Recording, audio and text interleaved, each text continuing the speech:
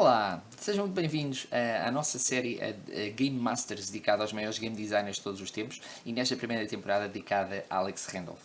Bem, como já vimos num episódio anterior, Alex Randolph e Sid Sexton foram, no fundo, dois grandes game designers que acabaram por ter uma carreira muito paralela. Por isso começaram na mesma altura e acabaram por desenvolvê-la também de uma forma similar, sendo de facto durante muito tempo reconhecidos como os mais importantes game designers americanos na história dos jogos de tabuleiro, sendo o curioso sobretudo é que a sua carreira e o seu talento vai ser sobretudo reconhecido na Europa nos anos 70 e 80, o que é curioso também.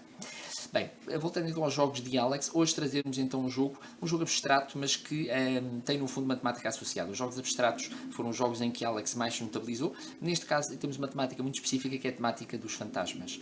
Este jogo foi inicialmente lançado em 1985 pela MB, a nossa conhecida empresa americana, Milton Bradley, e com o nome precisamente de Ghosts. E neste jogo vocês no fundo vão perceber que, para além da questão do abstrato da movimentação, é muito importante percebermos quem é que se esconde por trás de cada lençol de fantasma. Vamos então jogar Ghost? Vamos a isso.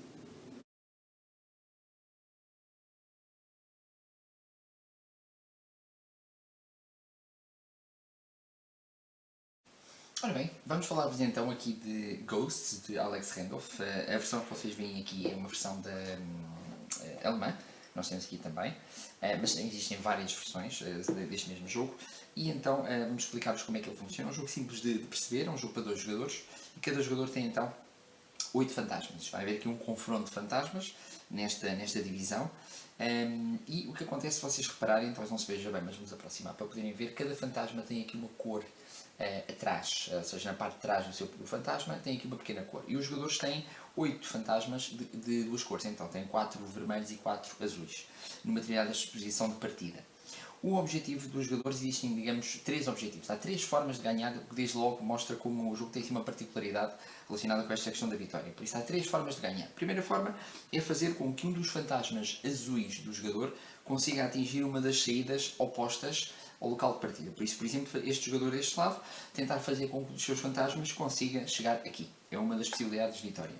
Outra possibilidade de vitória é conseguir, neste caso, capturar do adversário os 4 fantasmas azuis que ele tem. Por isso, tentar capturar os 4. E uma outra forma de vitória, terceira, é fazer com que o oponente, o adversário, capture os seus primeiros, capture os fantasmas vermelhos que o próprio jogador tem. Porque, no fundo, porque é que existem duas cores? Os fantasmas azuis são os bons espíritos e os vermelhos são os maus espíritos.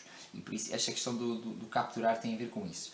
E o importante logo do jogo também, não sei se conseguem ver daí, é que o jogador apenas vê a parte de trás dos seus próprios fantasmas. Ou seja, deste lado o jogador que está aqui consegue ver os seus fantasmas e consegue ver a cor deles. Mas do adversário não, vê sempre a parte da frente. Porque no jogo o que vai acontecer é que os fantasmas vão se mover sempre em linha direta e sempre da mesma forma. Por isso nunca é possível ver qual é a cor dos fantasmas do oponente. E de forma que os jogadores vão jogando um bocadinho com isso, porque a questão do capturar tem um lado positivo, que é capturar os fantasmas azuis do adversário, mas não é positivo capturar os fantasmas vermelhos. Como é que se captura então? É como um jogo normal, o jogador avança uma casa, normalmente, por isso avança um fantasma no seu turno, por exemplo assim, podíamos assim fazer, este jogo também passava mais um fantasma, aqui um outro, por exemplo, este aqui agora avançava outro, vamos imaginar, e agora o que acontece? Pode haver uma captura, porque os dois fantasmas estão próximos. Neste caso, a capturar é simples, é só apenas ocupar a casa do adversário e ficar com o fantasma. E ao ficar com ele, pode-se revelar e ver a cor. Por exemplo, neste caso, este jogador capturou um vermelho, não é muito positivo, porque se ele captura os 4 vermelhos primeiro, perde o jogo. O objetivo é capturar os azuis. Outra forma de vencer, como vos tinha dito, é tentar fazer com que o nosso azul vá chegando, consiga atingir uma das saídas. Mas aqui há muito também bluff, porque nós podemos fazer mover um fantasma levando o nosso adversário a crer que é um fantasma azul e ele depois captura e não é vermelho. Por isso, há muito esta questão da gestão das peças também. Claro que à medida que o jogo progride vai havendo cada vez menos fantasmas e há um jogador que, inevitavelmente, tendo em conta as três formas de ganhar, irá vencer o jogo. E no fundo é assim, Ghosts de Alex Randolph. Muito bem, e foi assim este jogo. De facto, ainda que abstrato, é muito interessante ver como neste jogo a indefinição sobre que fantasma está a ser movido, tendo em conta a estratégia dos jogadores, cria ali no jogo um certo stress, uma certa tensão nos jogadores, precisamente sem saber se a sua estratégia de movimentação é ou não é a mais adequada face ao objetivo final.